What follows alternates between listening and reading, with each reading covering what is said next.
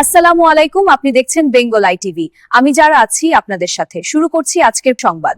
খালেদা জিয়াসহ ১৫ বিশিষ্টজন ও ৫ প্রতিষ্ঠান পাচ্ছে স্বাধীনতা পুরস্কার।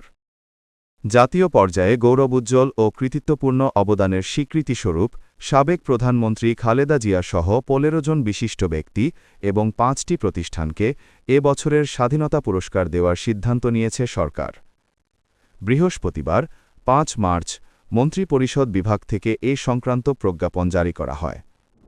অতিরিক্ত সচিব, কমিটি ও অর্থনৈতিক মোহাম্মদ হুমায়ুন কবির স্বাক্ষরিত প্রজ্ঞাপনে বলা হয়, জাতীয় পর্যায়ে গৌরবোজ্জ্বল ও কৃতিত্বপূর্ণ অবদানের স্বীকৃতিস্বরূপ নিম্ন বর্ণিত ১৫ জন বিশিষ্ট ব্যক্তি এবং ৫টি প্রতিষ্ঠানকে ২০২৬ সালের স্বাধীনতা পুরস্কার প্রদানের সিদ্ধান্ত গ্রহণ করেছে সরকার। স্বাধীনতা, গণতন্ত্র ও নারী শিক্ষাসহ দেশ গঠনে সার্বিক অবদানের জন্য বেগম খালেদা জিয়াকে মরণোত্তর দেশের সর্বোচ্চ এই বেসামরিক পুরস্কারে মনোনীত করা হয়েছে।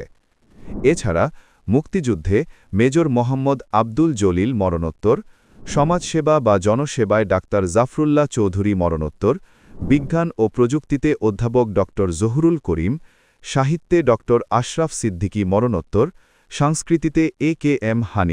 হানিফ সংকেত ও বশির আহমেদ মরণোত্তর, ক্রীড়ায় জোবেরা রহমান লিনু, সমাজসেবা বা জনসেবায় মোহাম্মদ সাইদুল হক ও মাহেরিন চৌধুরী মরণোত্তর, জনপ্রশাসনে কাজী ফজলুর রহমান মরণোত্তর, গবেষণা ও প্রশিক্ষণে মোহাম্মদ আব্দুল বাকি, অধ্যাপক ড এম.এ. রহিম, অধ্যাপক ড সুকুমল বড়ুয়া এবং পরিবেশ সংরক্ষণে আব্দুল মুকিত মজুমদার এই পুরস্কার দেওয়া হচ্ছে।